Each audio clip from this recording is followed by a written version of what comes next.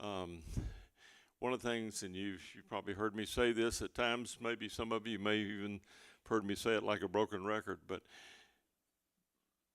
multiple medications are, no, let me start off.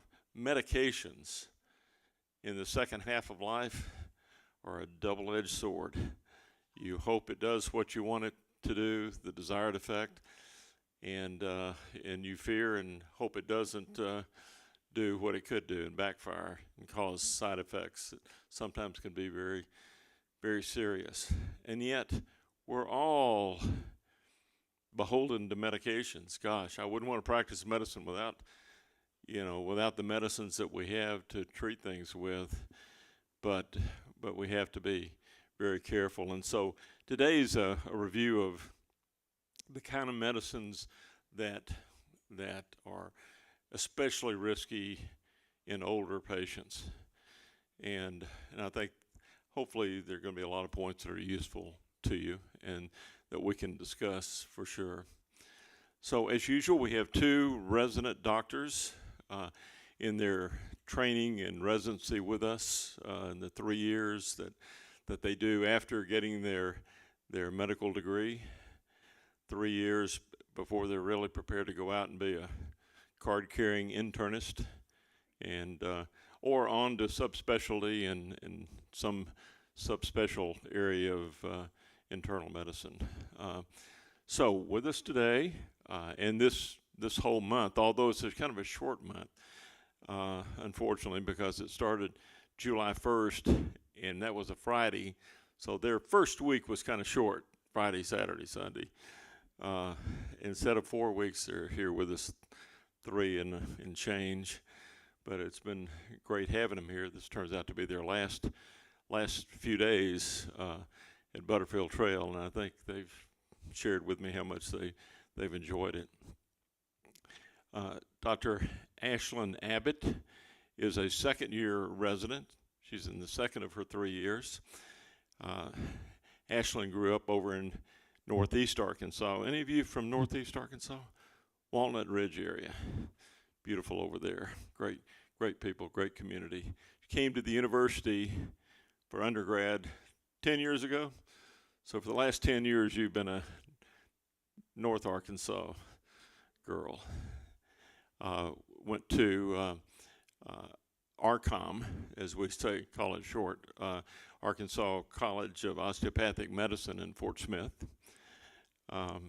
And then we were lucky enough to recruit her here.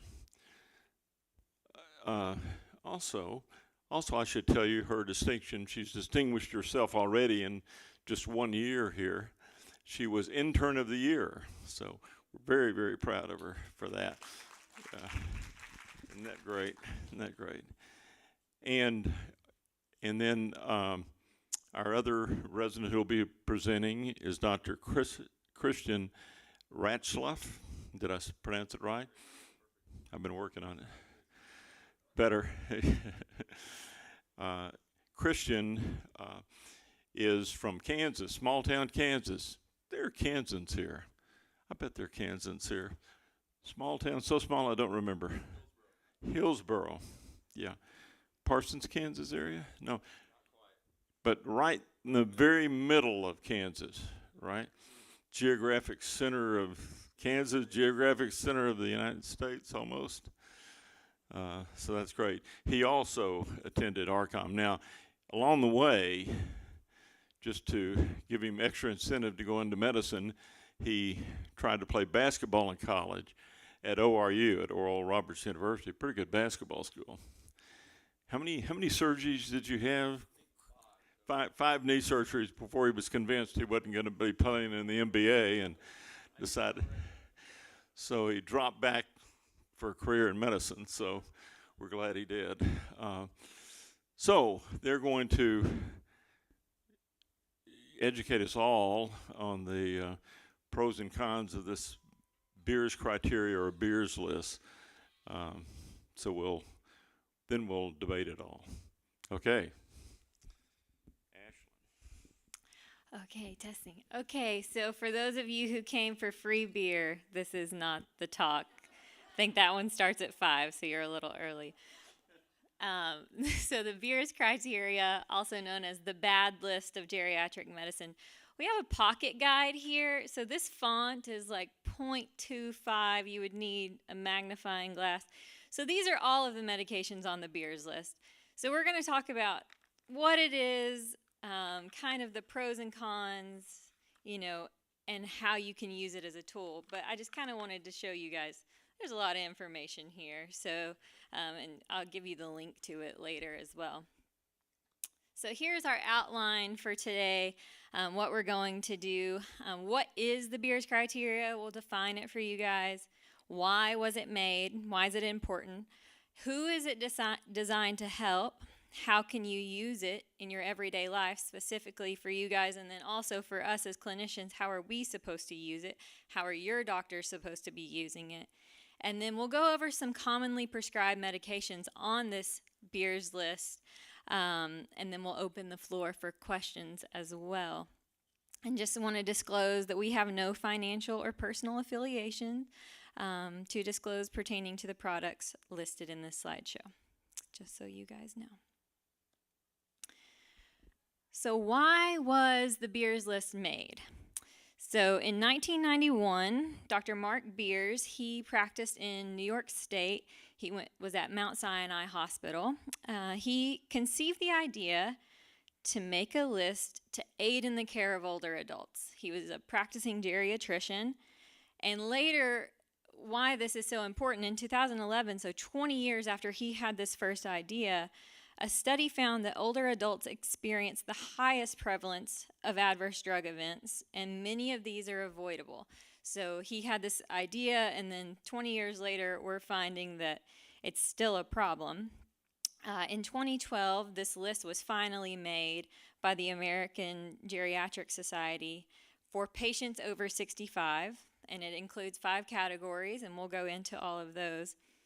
And so how are these?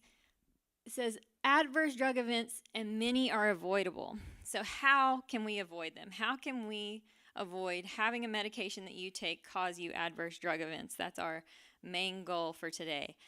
Going over your medication list often, you going over it, asking your provider to look over your medication list, and if you're prescribed a new medication, asking us, well, how would that interact? Because it should be second nature for us to look and say, okay, yes, let me look through and make sure, but it gets overlooked. If you're on 10 medications, it's really hard as soon as you prescribe to go back. So just have that in your mind, when you get prescribed something new.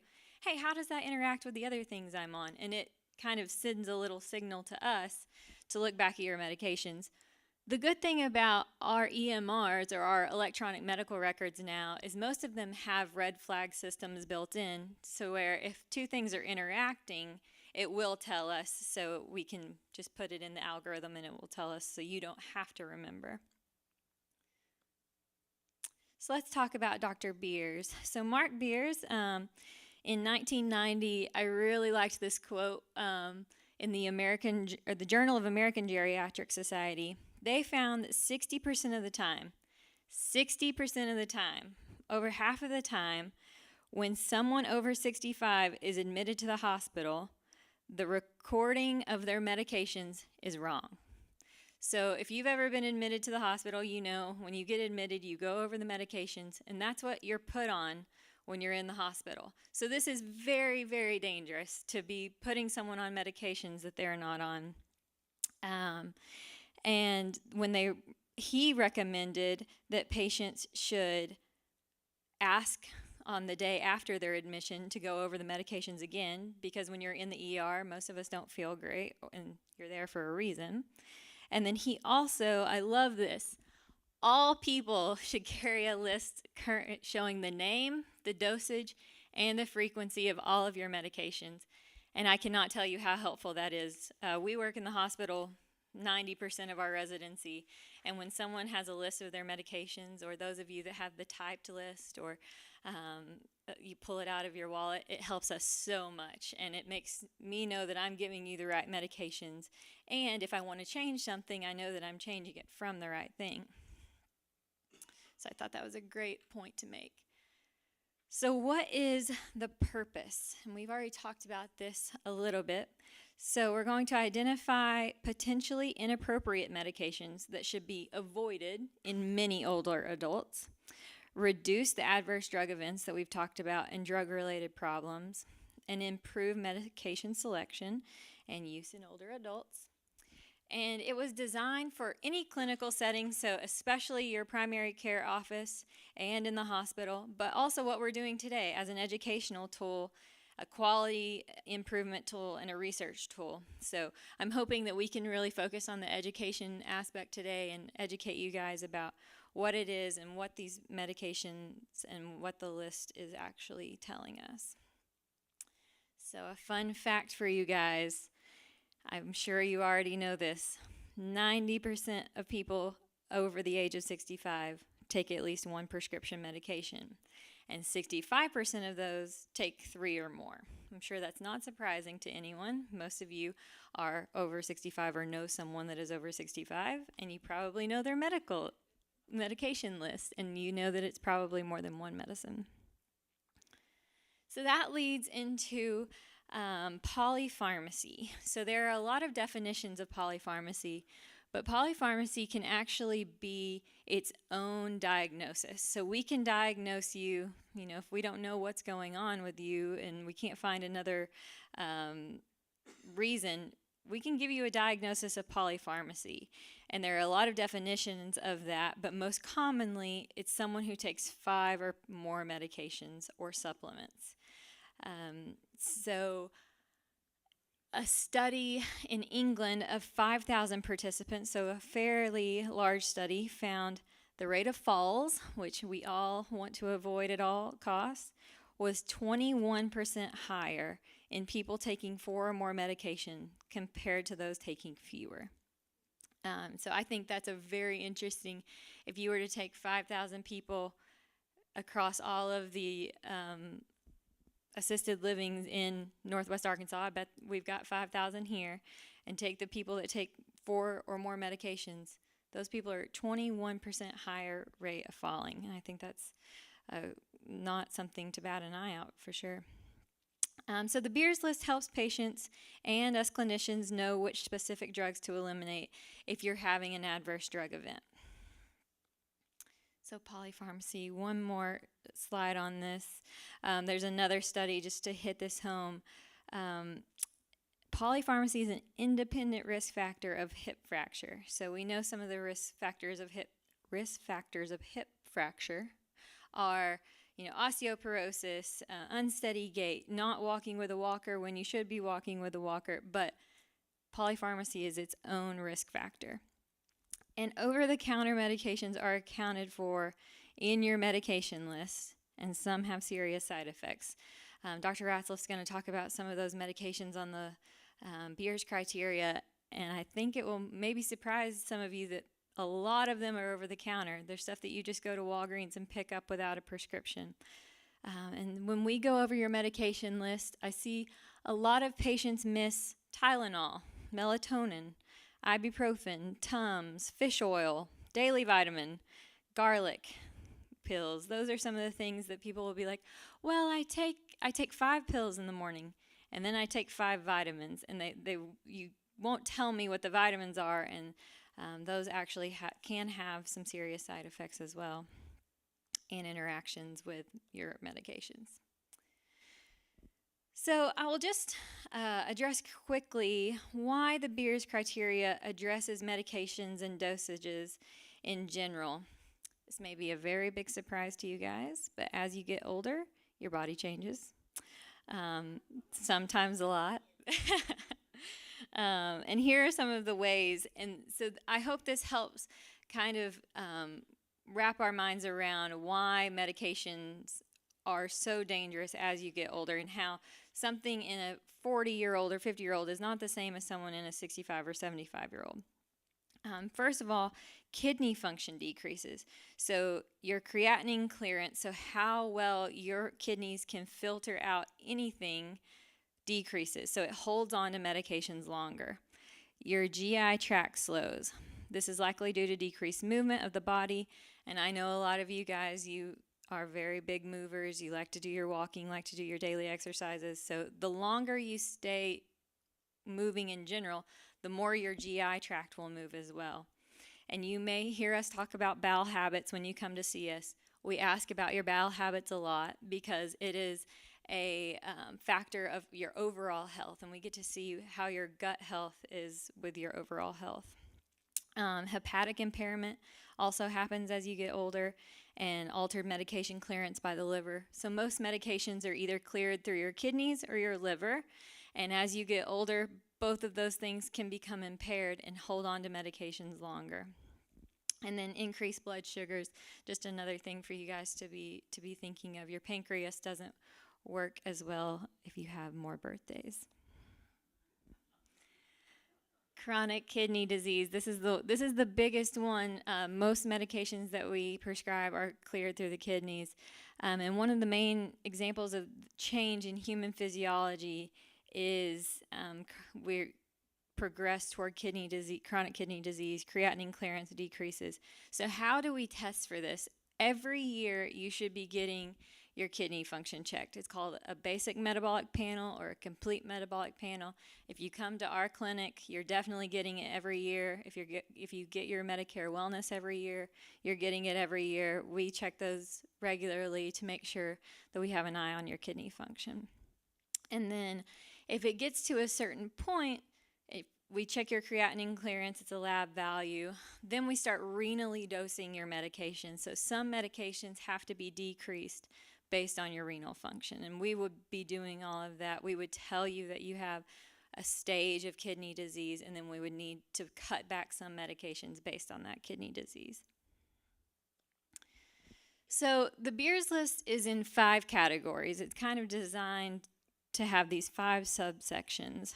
And so the first one is potentially inappropriate medications to avoid in older adults. And so it has all of these caveats, potentially to avoid in older adults. So not all older adults, but just kind of like the big scary list. And then the number 2, potentially inappropriate medications to avoid in older adults with certain conditions. So if you have this certain condition, then you might want to avoid these. Number 3, the medications used with considerable caution, which is different than potentially inappropriate. 4, medication combinations that may lead to harmful interactions. And 5, a list of medications that should be avoided or dosed differently with poor renal function.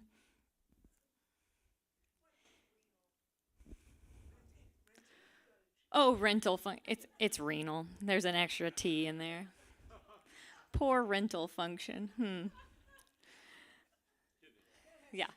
Yes. Renal function.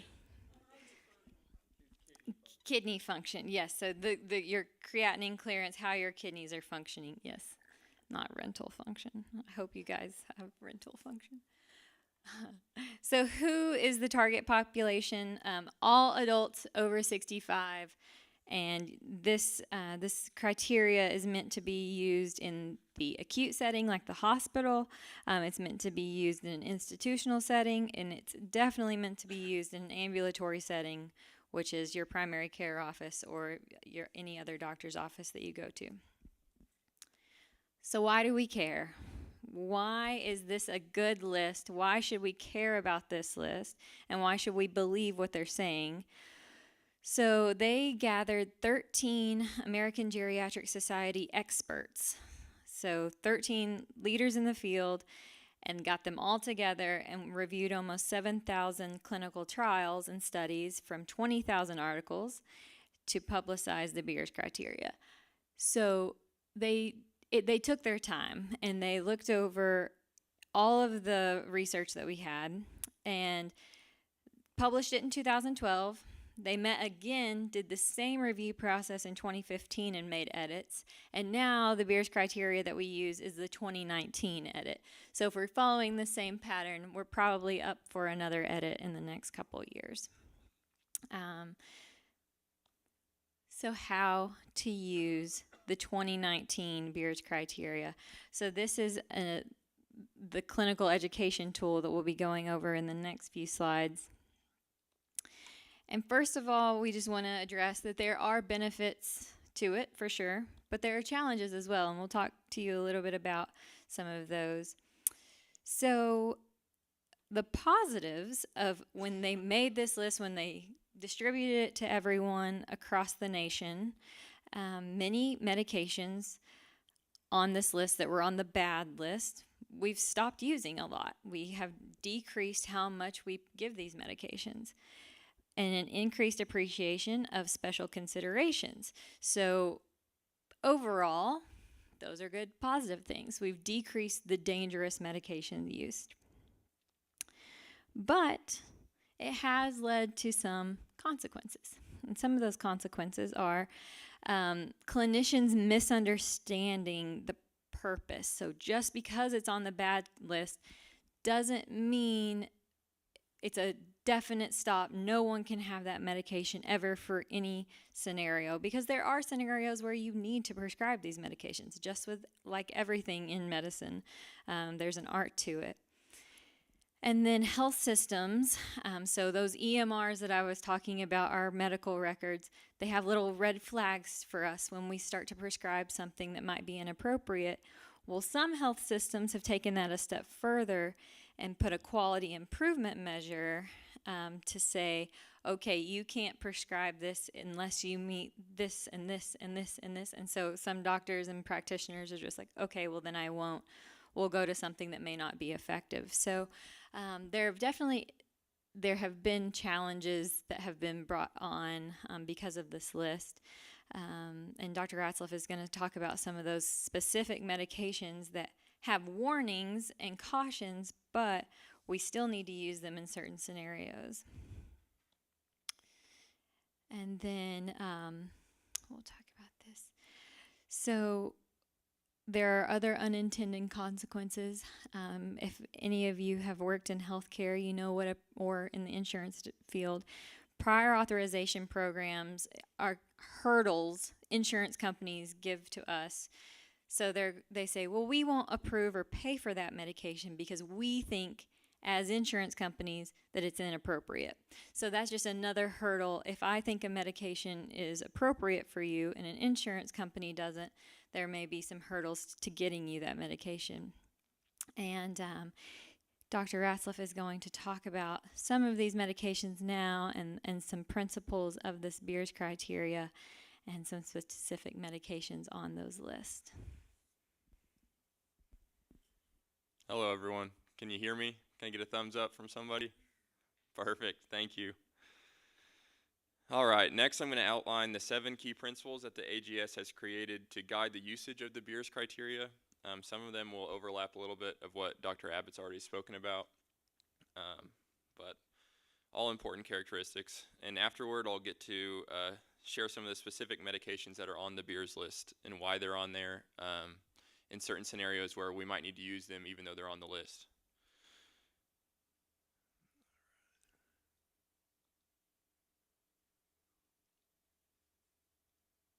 Okay, so these 7 key principles, they're here to guide the optimal use of the Beers criteria. But the most important take-home message is it's important to use clinical common sense. The AGS Beers criteria are intended to support, not contradict, common sense and good clinical care. So as I've read through these principles, I've found it really neat how they're outlined so that they're not only for clinicians, but they're for patients as well, so we can work as a team to make sure that we're prescribing the best medications and the safest medications that are effective for you. So key principle number 1.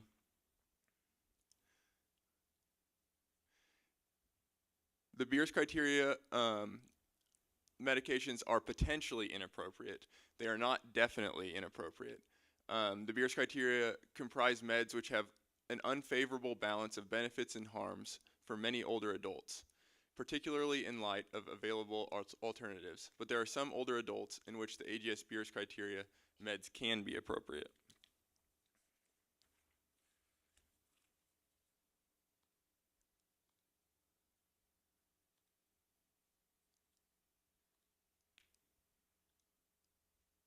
Too many bullet points.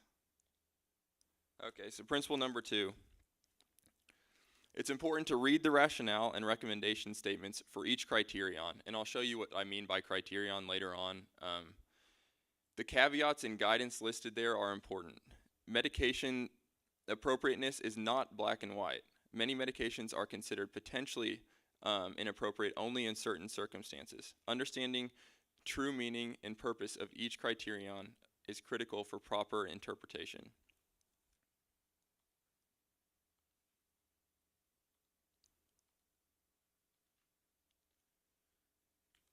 So key principle number 3, it's important to understand why medications are included in the 2019 Beers criteria and adjust your approach to those medications accordingly. It is not enough to know that a medication is included in the criteria. Clinicians should also know why it is there. This info is provided in the rationale statement of each criterion. Like I said, I'll show you this here in a few slides. The reason why a medication is in criteria can help guide how stringent we are to avoiding it. It also allows us to individualize decision making for individuals based on their anticipated risk for a medication.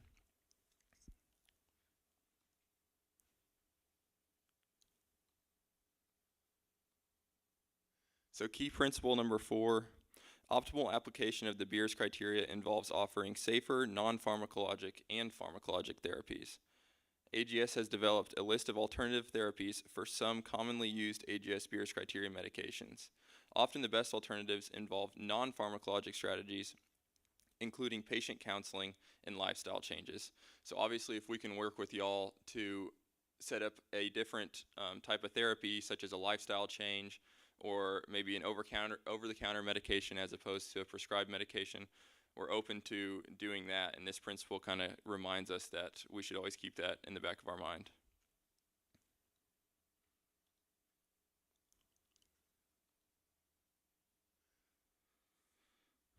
Principle number 5, the Beers criteria should be a starting point for a comprehensive process of identifying and improving medication appropriateness and safety.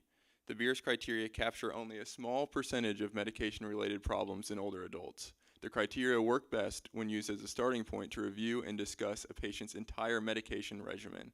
This involves addressing a range of issues, including, but not limited to, medication appropriateness, adherence, and adverse events. And that kind of reiterates a lot of what Dr. Abbott was speaking about.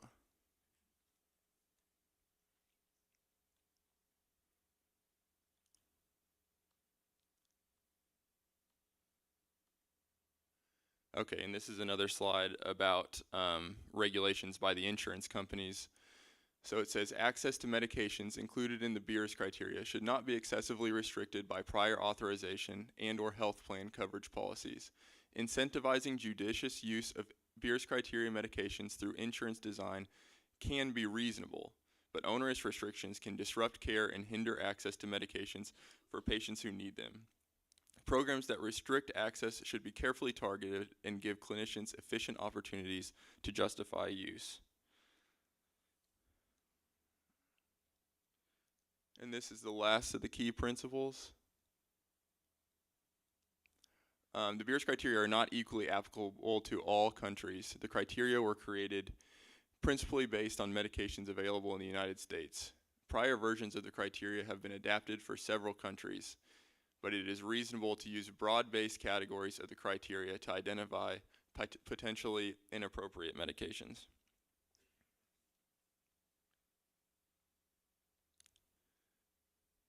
Okay, so now that we've spoken about the key principles, here's how we apply them to our practice. And like I said before, this is not just for clinicians, this is for the patients to use as well, so that we can work as a team.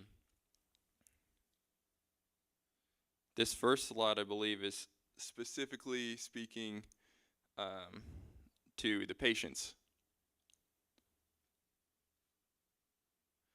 So don't stop taking a medication just because it is on the Beers criteria, but talk with your clinicians if there is a safer and/or more effective alternative.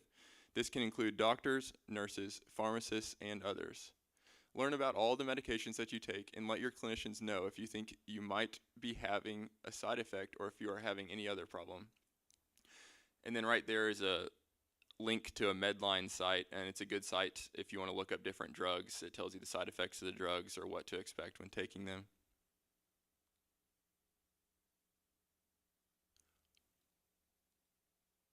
And I think these next two slides speak more specifically to clinicians. So think of the Beers criteria as a warning light. Whenever you think about prescribing or renewing a Beers criteria medication, the warning light should make you stop and think. Why is the patient taking the drug? Is it truly needed? Are there safer and or more effective alternatives? Does my patient have particular characteristics that increase or mitigate risk of this medication? But keep in mind that there are situations in which use of Beers medications is justified and appropriate. And also, actively inquire about symptoms that could be adverse drug effects and assess whether these could be related to medications.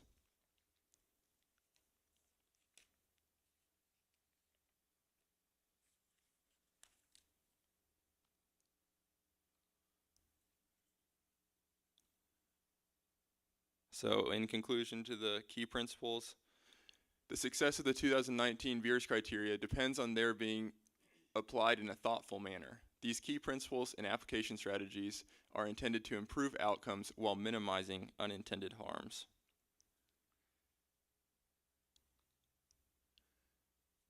Okay, so now we're going to get into some more specifics about medications listed in the Beers criteria that may set off those warning lights in our brains when we're prescribing them or taking them. These are just some general rules that the Beers criteria covers. We are to avoid most antipsychotics in patients with Parkinson's disease complicated by psychosis, although Seroquel, Clozaril, and Nuplazid may be used with caution. Avoid Xarelto and Pradaxa in older adults because of higher risks of bleeding. Avoid combining opioids, benzos, or gabapentinoids due to increased risk of severe respiratory depression. And next I'm going to speak about some specific classes of medications. And while I'm doing this, I'll give some examples of drugs that are in those classes of medications and also the rationale there that is provided by the Beers list. All the words that come after the word rationale on that slide, these come directly from the Beers list, which is that handout that Dr. Abbott showed you at the beginning of her talk. So this first class of medications is called the benzodiazepines, or colloquially called the benzos. They include diazepam, which is Valium, alprazolam, which is Xanax, chlordiazepoxide, which is Librium, and lorazepam, which is Ativan. And the rationale states, it's important to avoid in older adults who have increased sensitivity to and decreased metabolism with long-acting drugs, increased risk of cognitive impairment, delirium, falls, fractures, and motor vehicle crashes. These drugs, however, may be appropriate for seizure disorders, rapid eye movement, sleep behavior disorders, benzodiazepine withdrawal, ethanol withdrawal, severe generalized anxiety disorder, and peri-procedural anesthesia. And then some safer alternatives to benzodiazepines. A lot of the times benzos are prescribed to people for treating anxiety. Some safer alternatives for anxiety would be drugs like Buspar or certain SSRIs like Celexa and Zoloft. The next class of medications that I'll talk about are the first generation antihistamines. These are often prescribed for allergies and also can be purchased over the counter for sleep aid. So examples of first generation antihistamines are diphenhydramine, which is Benadryl, dimenhydrinate, which is Dramamine, and promethazine, which is Phenergan. And the rationale that is listed in the Beers criteria or on the Beers list is avoid due to clearance reduced with advanced age and tolerance develops when used as a hypnotic. There's a risk of confusion, dry mouth, constipation, and other anticholinergic effects or toxicity.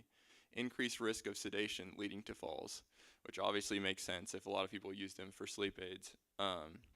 Some safer alternatives to the first generation antihistamines are over-the-counter medications such as Zyrtec, Claritin, and Allegra.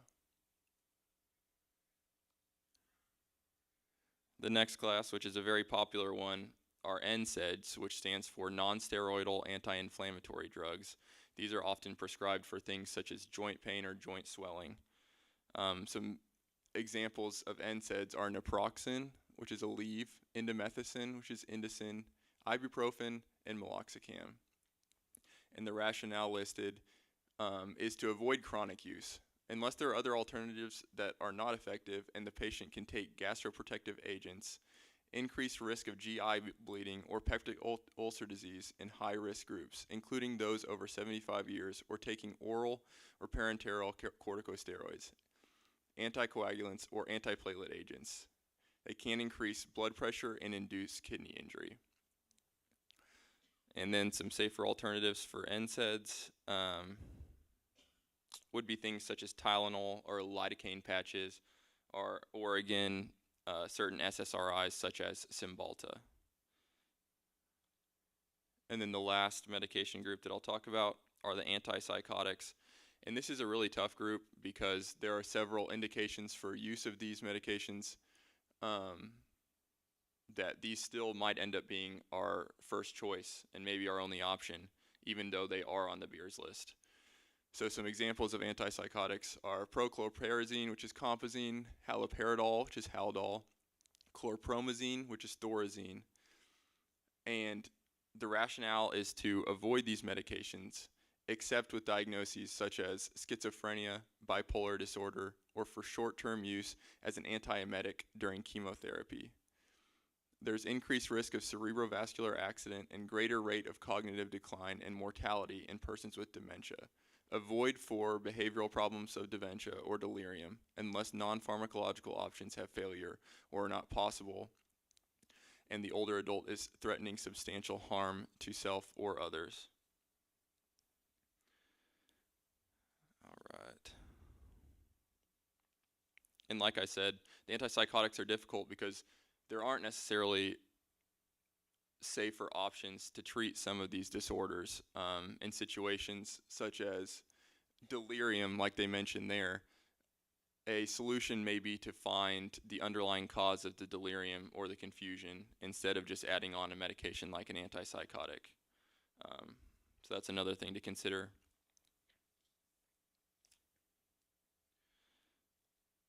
So where can you find the Beers list? There is the link right there. That was just a few examples that I went over. There's a whole list of them. You saw that handout that Dr. Abbott had. It's pretty extensive. So there is the link if anybody wants to take a picture of that.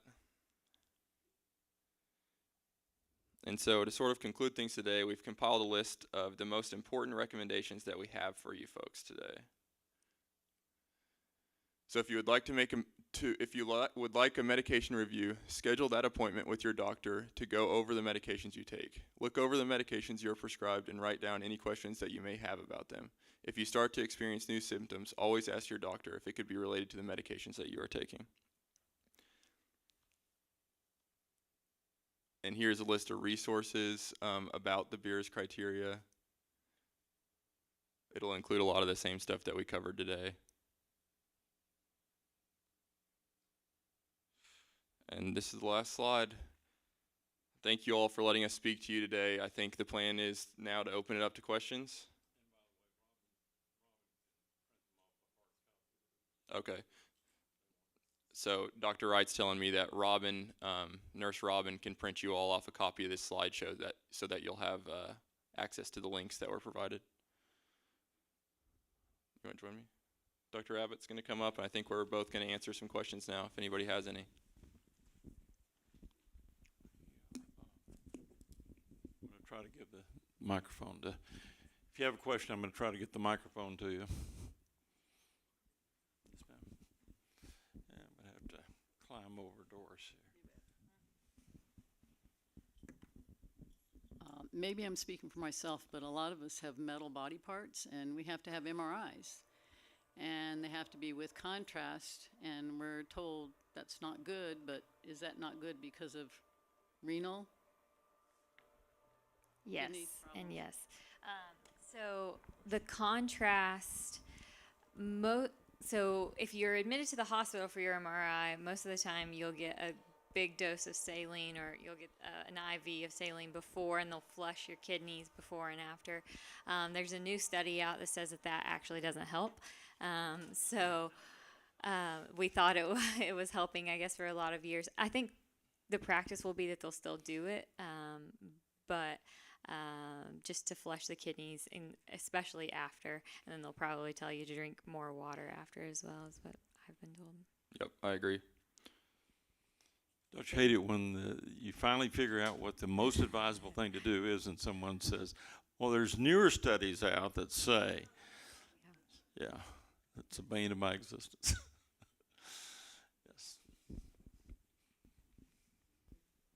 I've been taking a couple of ibuprofen at night to help me sleep. My hips hurt. Is that kind of risky?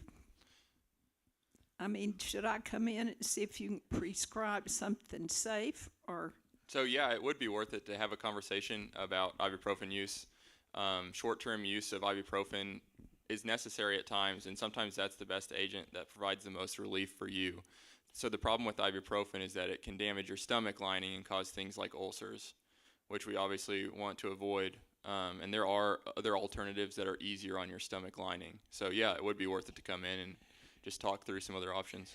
Among the things they mentioned, though, was the biggest risk with NSAIDs is the potential for affecting your kidney function.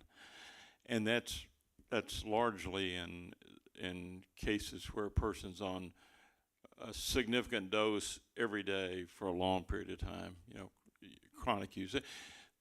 That has been, in other aspects, it's been the safer medicine in some cases that'll do anything. If someone's got really bad arthritis, finding something, I think that's why they emphasize the term potentially inappropriate. Every case is different, and sometimes you just have to look and see, the risk-benefit ratio, just how risky is it, because it's kind of risky to live with pain that nothing else will take care of either. So. But if you told me that you also had a stomach perforation or something like that, when we were in clinic, I would tell you never to take ibuprofen again. So it would just depend on the other things going on in your history. So. Yeah, if you were to say, I did back a few years ago have a bleeding ulcer. Okay, no one said. So just everything's relative. Yes. Okay, I'm gonna start in the back and come forward. I had a doctor tell me that ibuprofen thins my blood. Do you agree? Is that true? It can act synergistically if you're on a blood thinner. It can work with a blood thinner, but by itself, it does not thin your blood. If you have other reasons that your blood tends to be too thin, NSAID's going to make it even more so. Yeah. Yeah. Yes. I have a friend who recently was suggested that she take a full dose of aspirin daily for a blood thinner, and I said I've heard it often recommended to take a baby aspirin daily, but never a full dose. Can you comment on that?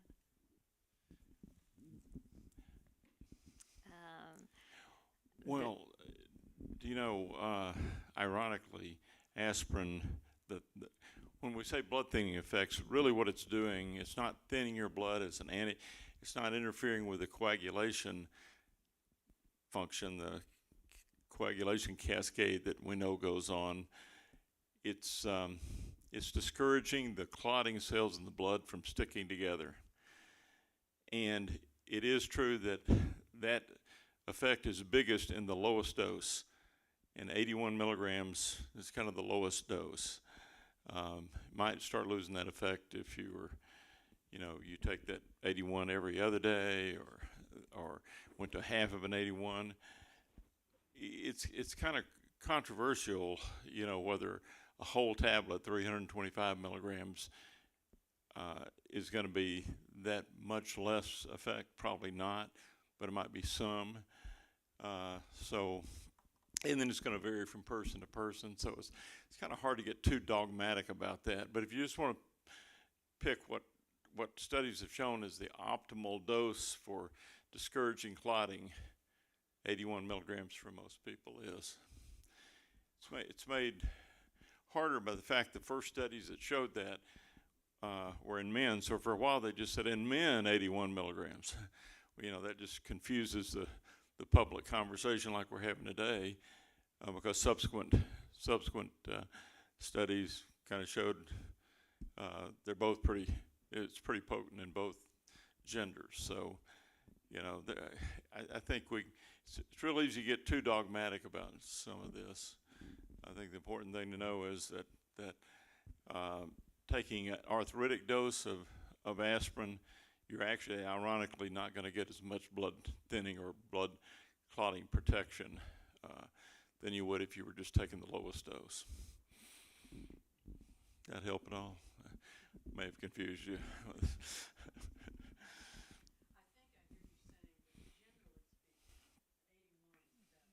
Yeah, I think that's true in most cases. Let's see, you were patiently waiting. I have 4 steps that have been really saved me a lot of problems.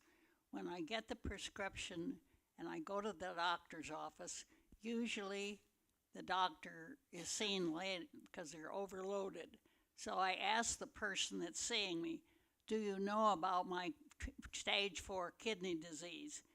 And if she doesn't know, I tell her. If she's read the file, I'm happy.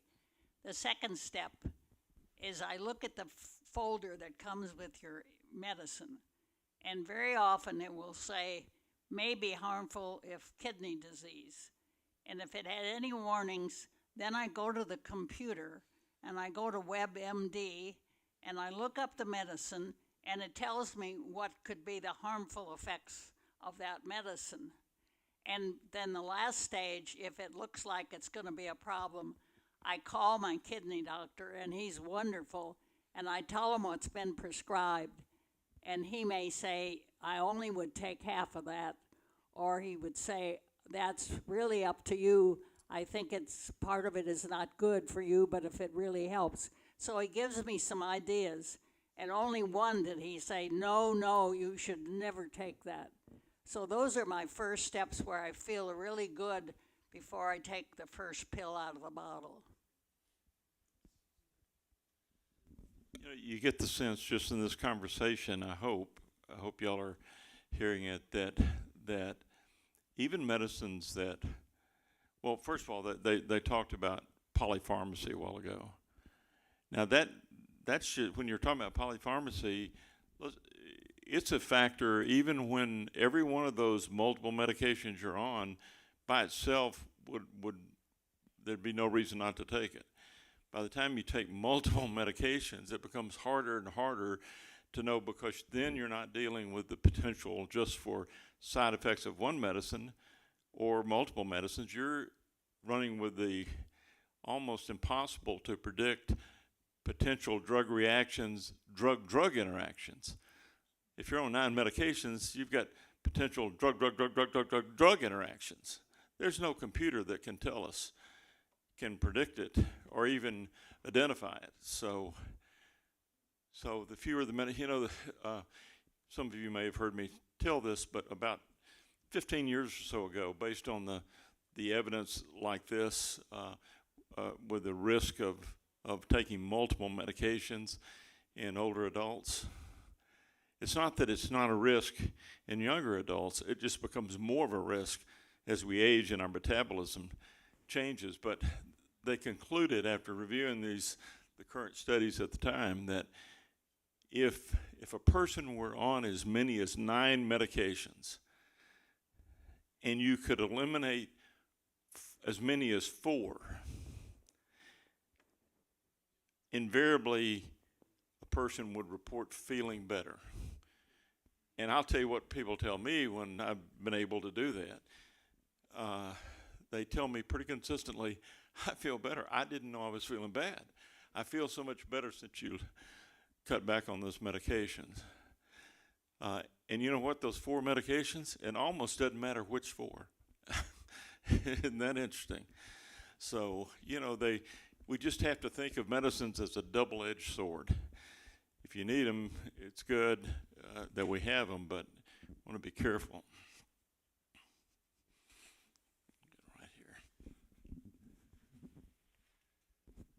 When you say cut back, does that mean over the counter as well as prescriptions? Yes. Yes, it does. That's the bad news. Because, you know, I'm not going to point to anyone in here because I'm the origin of some of the medication list, right? So I'm be condemning myself, but you know, it'd be great. I'd like to say it's just the prescription ones, but you know what? Every article you read about this will say that includes the over-the-counters and supplement things as well. Yes, sir. Not a few, probably more than a few people our age suffer from AFibs. And the prescriptions are aimed at helping the rhythm of your heart, and you take blood thinners. And when you read the side effects of the drugs that are prescribed, they're scary. But you're stuck. Yeah. You suffer with the side effects because you know, what would happen if you stopped taking profafenone or Rhythmo or something like that? Yeah. So you just kind of swallow hard and say, okay, if you're not going to go off the drug because of the side effects, because you know, AFibs are not something that you want to risk. Well, you bring up a really good point that even when you do that risky thing, but probably important thing, periodically, of reading the package insert, I tell people, you read the package insert on Tylenol, it'll scare you to death. You know, because they have to put down anything that's reported taking that medicine. It doesn't, most cases they don't tell you what the likelihood is, and that's, I guess, the saving thing. But yeah, I mean, so much of this decision making on the part of your physician, on the part of you, and, you know, whether you take the advice of getting on certain medicines, so much of it is relative. I mean, it's how important is the therapeutic benefit that you are intended to have, and how likely is the adverse reaction you might have to it. And so every time we prescribe something, you know, the truth is we don't know what it's going to do until you take it, and may not know for a while after that. And by the way, just because you've taken a medicine for 2 or 3 years and it's not bothered in any way, you're, with aging, I hate to keep bringing that ugly word up, but with aging, our metabolism is changing the way we handle that medicine. And after, you know, let's say 10 years, that medicine that was just right for you in a certain dose 10 years ago now is working like you're taking 2 of them. You know, because your metabolism is holding on to that and not clearing it out of the body as efficiently. So that's the kind of scary thing about it. I mean, I have a simplified set of questions. They had a nice set of 5 questions up there to ask about medications. I just try to look at every medicine and ask myself, you know, at this follow-up appointment, ask myself at least, if I don't say it out loud, is that medicine still needed?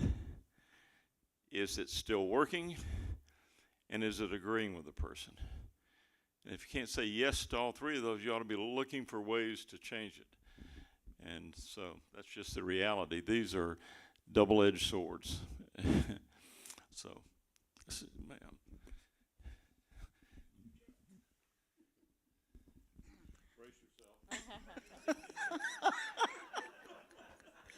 We spotted her when she came in. Oh my goodness. I'm really getting a bad reputation. Actually, I'd like to address this question to the 2 young doctors. I kind of already know what Dr. Wright thinks, but here's my question.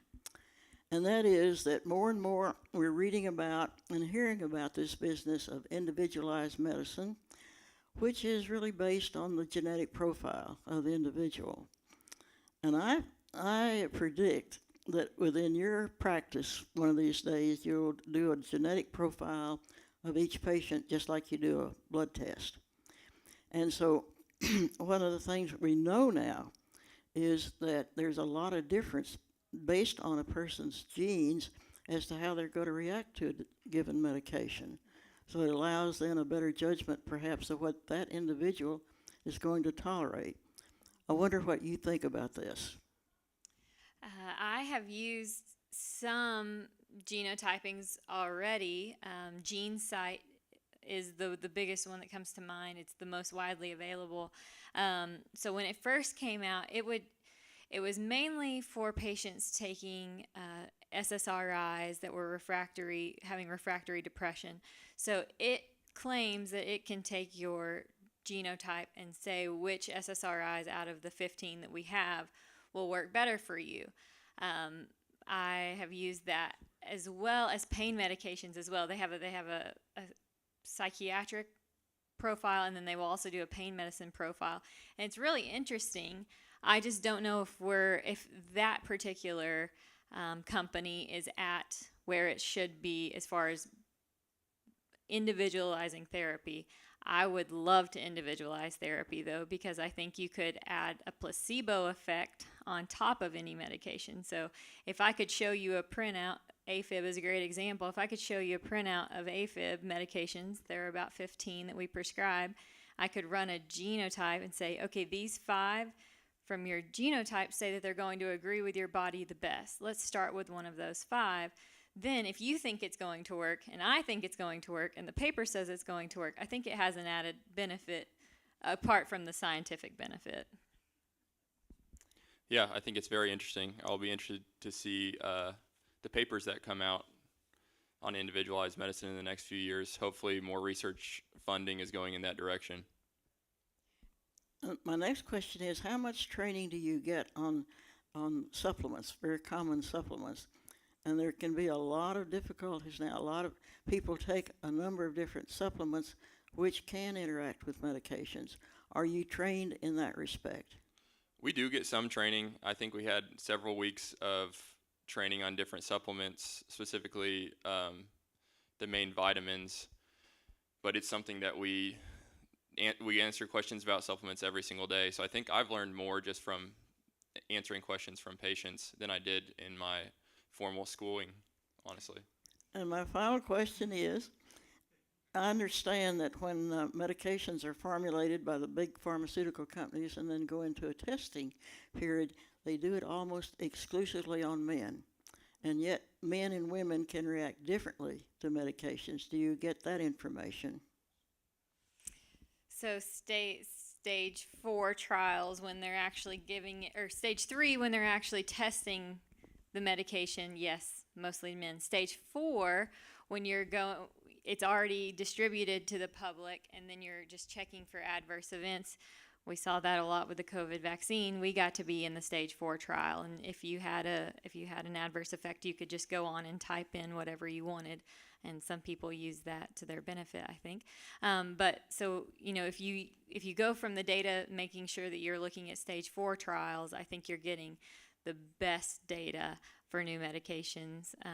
We have co-residents that are going to go into oncology and rheumatology. Those are the 2 that come to mind where that is the most useful.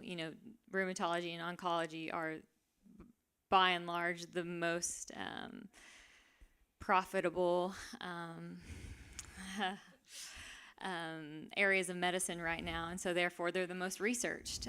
People want to cure cancer, people want to cure rheumatoid arthritis and rheumatoid diseases, and so those immunotherapies are targeted, and then we're going into trials. So I think we just need to always be cognizant and look up, is this a stage 3 where it's mostly men and I'm giving it to a woman, or is this a stage 4 trial? So my reading over time and what I've learned, in conferences and meetings, back to your supplement thing. One of the problems is that these are largely over-the-counter things, not by prescription. That has its benefits, but it also means that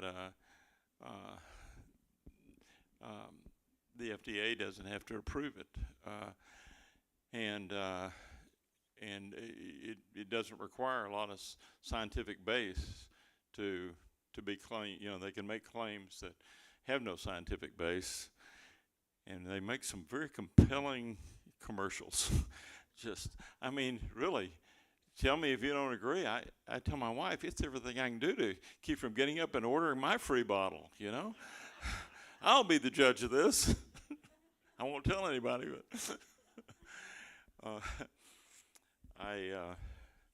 then what was your first question? Yes. Well, I think that's very exciting.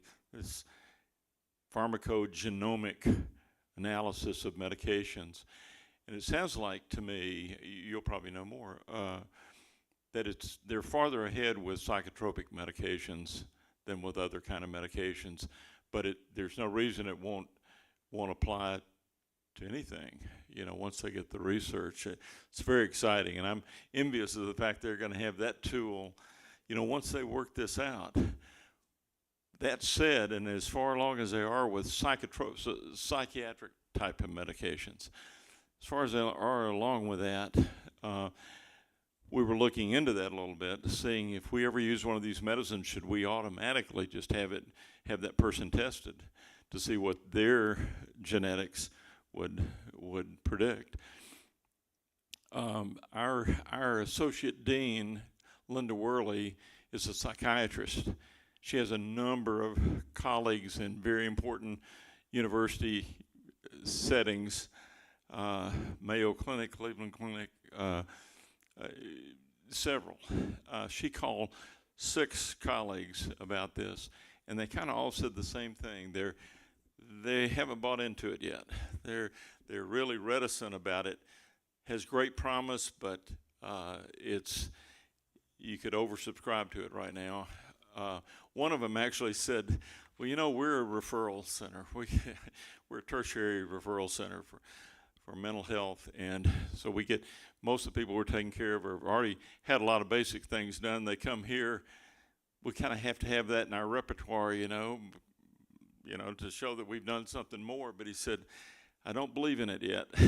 Don't believe in it. So, you know, there's a reason to be cautious about all of this. I thought one of their interesting slides was about the older versus the newer antihistamines.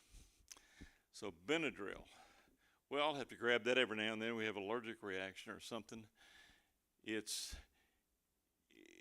kind of when I hear colleagues talk about the Beers List, Benadryl snaps out. It's the poster child for the Beers List, because we all think it's over the counter, for heaven's sakes. How could that be bad? But it is also an example of, you may have picked up on a term up there, one of the most common cofactors among these medicines that are potentially inappropriate is something called anticholinergic side effects. And that cholinergic, they're talking about the cholinergic chemical system in the brain. Helen could tell us all about this. It's the very neurotransmitter chemical that is depleted in Alzheimer's. And we're taking a medicine when we take Benadryl that causes it to functionally not work as well. So little wonder that these things have the potential for a person being fuzzy-headed at least versus confused. That's just kind of an example. I guess that's really the only other. I feel like I wouldn't be doing my due diligence. The mention of over-the-counters and supplements. So one that we always, to us, is a big no-no, but I have realized that it doesn't get portrayed to patients as well. It's called St. John's wort. It is a over-the-counter supplement. Don't ever take it. That is just my PSA. Don't take that. It has some antidepressive symptom. It's supposed to be an antidepressant that you can take over the counter. It interacts with every single medication. Just period, end of sentence. And so we learned about it in medical school, of course, and then you don't ever see patients on it, but I see it at the store. It's at Walmart. Don't take it. And then just always make sure that you're mentioning every single supplement that you're taking to your doctor, because even things I mentioned, garlic is a blood thinner, and so if you take it in your food, that's great. It's probably why some of us are so healthy, but if you take it as a pill, it can be a blood thinner. So just everything has a side effect. You know, and I'll just have to admit something as a doctor. I think every doctor would have to admit this. The way it comes up is when people say, what does it mean you're practicing medicine? Well, okay, if I'm going to do a confessional, here's part of what it means is a lot of what guides your decisions in everyday practice, I hate to tell you this, it's kind of trial and error. Hopefully it's educated, really highly educated guesswork, but it's, you know, some these medicines, the ones that are on the good list, the ones that are on the bad list, you know, you're not really going to know whether it has a bad effect until that person takes it. But everything varies from person to person, and then, you know, there are people who get away with taking some of the worst ones here. You know, and there are times when that's the only thing that's likely to work. Is it worth, you know, a trial? It should include informed consent if it's that kind of risk, but that's kind of what we're talking about sometimes.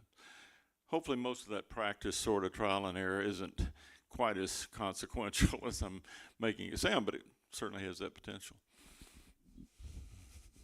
Yes, ma'am.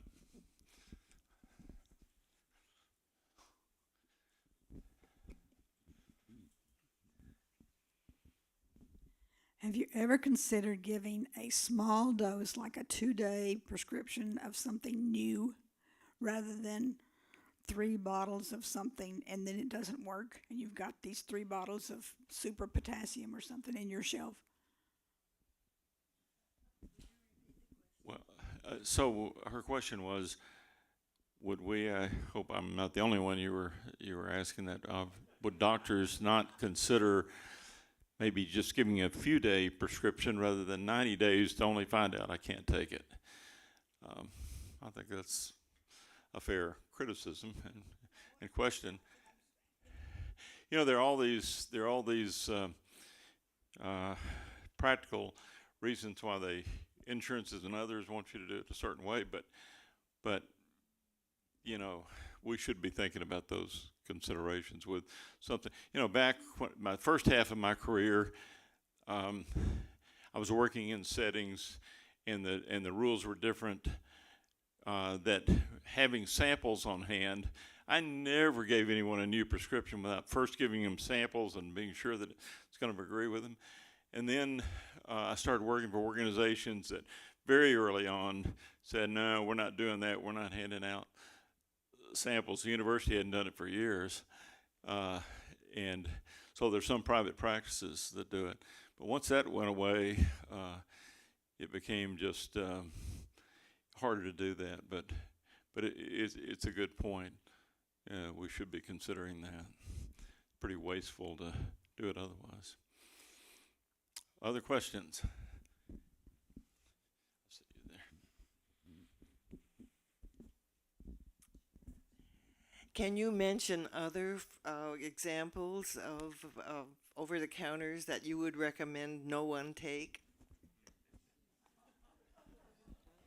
You know what I started to say about antihistamines a while ago. There was a time when the newer, safer ones like Claritin and Allegra, when that had first come out, when those were only by prescription, but the bad ones were all over the counter. Now they're pretty much all over the counter. But Can you think of some others? The other two doctors might disagree. I was told that there's never an indication for fish oil if you live in the United States. If you eat a normal diet, if you ever have olive oil, ever have fish in your diet, you're wasting your money on fish oil because you're getting all the omega-3s that you need. So it's the only one that's coming Again, to talking mind. about over-the-counter, and you'll probably know the name of this, but I understand that there is a pharmaceutical association kind of emblem that goes on you're nodding your head. Do you know? I know what you're talking about. I Okay. can't remember exactly what it's called. I don't either, and I noticed that Nature Made is one that has that. It's not the FDA, but they're trying to be like the FDA for vitamins. Yeah, that's what I was wondering what you thought about that.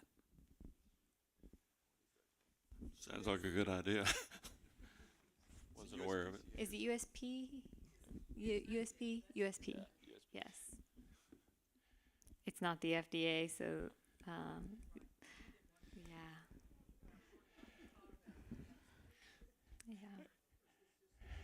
Yeah. Jumping through the hoops to get that approval, of course, is going to be elective. But then if the public is all educated to the fact that if it doesn't have that, it means that they're either hiding something or they're just taking every shortcut they can, and that's not important to them. That if the public would say, I'm not taking anything that's not certified that way, that would be good. So good There was point. actually a lawsuit a while back that made it illegal for the FDA to require supplement companies to have FDA approval. So I don't know if we'll ever have one combined regulation of those, unfortunately. Wow, it's pretty alarming. Well, have we really discouraged you now? Don't quit taking your important prescription medicine. My name will be Mud. I would prefer not to take any supplement. And if I eat a well-balanced diet, I work out, I get out in the sun, I do healthy things, am I going to just wear out and have to take them anyway? Y'all got an answer? One of the things we didn't touch on the aging process is the changes in your blood in aging. And so there are some deficiencies that you get with aging just because that would require supplements. So that would be if you were anemic and we checked you for a B12 level and a folate level. Sometimes you can eat all the B12 and folate in your diet. You just have to have a supplement, and that's just how it is. So The that's same- the one that comes to mind. Yeah, the same can be true with vitamin D. That's kind of an important one for your bone strength. Yeah, I hate to quite paint them all as all supplements the same, because there's some like vitamin D that probably everybody ought to be on at least some dose of it. But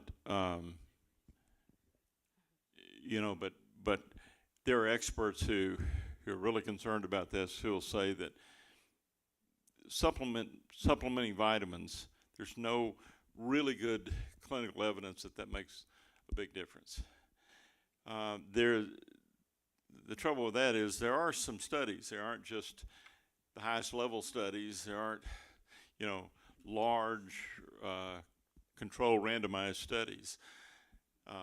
So a lot of people are on them because they're doctors like I've been for many years saying, if you ask me about every one of your vitamins, I have to say, okay, I know no strong reason that this is going to help you, but the most important thing, I also don't know any reason it's going to hurt you, and so it's kind of your decision. But because there's such a strong feeling that taking vitamins are going to be better. I also know people who are taking 15 different vitamin tablets, and I'm pretty sure most of those aren't any help at all. So.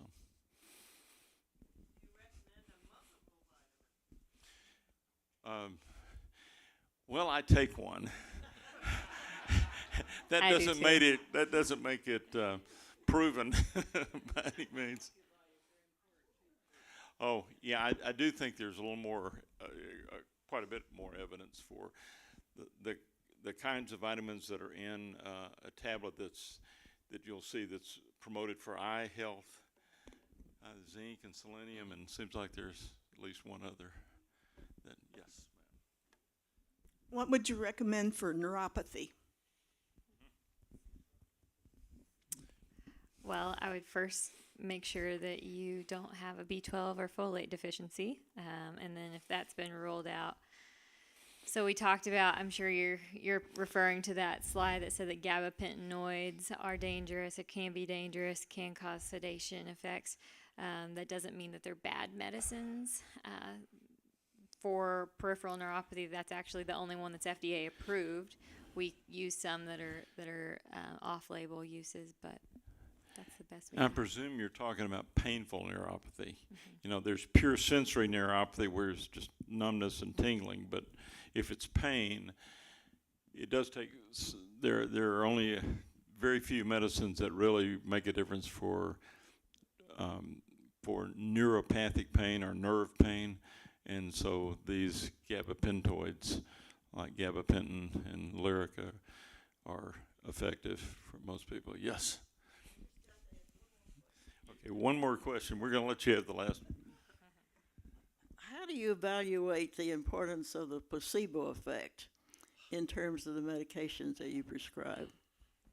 I walked into that one, didn't I? My practice has relied on placebo effect for years. I want to rush in and lay hands on and claim the being responsible for it. We work in the hospital mainly, so we see the patients for a very short time and hopeful that their primary care is doing that. But I think that most patients have to want to get better too. You know, if that is the first step, is making them believe that they can get better if they want to get better, and making sure that they want to get better is the first step, which you guys might find hard to believe, but it's harder in some cases. Do you know, the placebo effect is a real thing and sometimes a powerful thing. You take something that has no research showing that it would do anything for certain symptoms, and lo and behold, the symptoms get better. And you know, that's part of our human physiology, that can happen. I think it needs to be encouraged. You know, I believe it doesn't have side effects. I think it's only good effects. So I never discourage anyone who believes something will work that I know is also harmless, or I believe it's harmless. Because if it evokes the placebo effect, that's great. That's fantastic. But if I were to point it out to the patient, it might also interfere with the placebo effect, because it might suggest to the patient in some cases that it's just bogus, even though it's a real thing. So I didn't answer your question really, but measuring it, I don't know how. Do you have suggestions, Helen?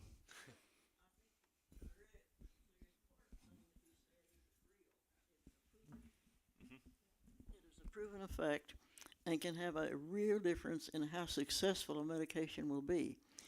If the patient begins to take the medicine and think, oh, there are too many side effects, I don't know if I should be on this, it may not do me any good, then the placebo effect is not there to help. There's another term that means that you can have a negative kind of effect in opposition to the placebo. I believe in it. I think it should be encouraged, and I think a lot of the good effects that come from medication and supplements is due to this placebo effect. I think so too, and I'll just end my remarks by saying this. I think obviously if I'm a physician, probably at some point I was fascinated by what the body can do, and one of the surest things I've learned has been confirmed for me in years of practice is we are wired to heal.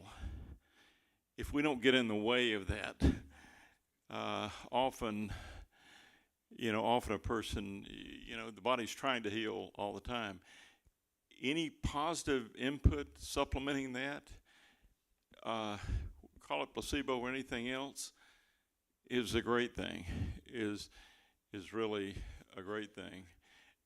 And I think it puts an onus on physicians, because there's one feature of that I have to admit, that if you don't trust your physician, you've probably just taken away one of the most important things you need to believe that you're going to get better.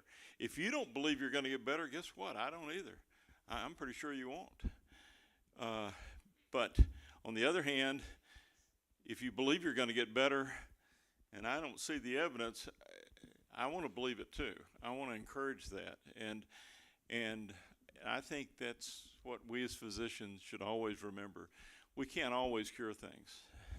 In fact, most of my practice is not curing people. It's hopefully caring for them and helping them. But I think it's really important to trust in the people taking care of you. If you don't, you probably need to get another physician. I don't care how nice the person is. You say, Dr. Wright seems well-meaning, I'll stay with him. No, if you don't feel comfortable with me or trust in me, I would really encourage you to get someone you do, because you're shortchanging your body's own ability to heal. Have y'all seen that? Do y'all believe that? I agree. Yep. Say hallelujah. Thank you all for all your good questions and your attention.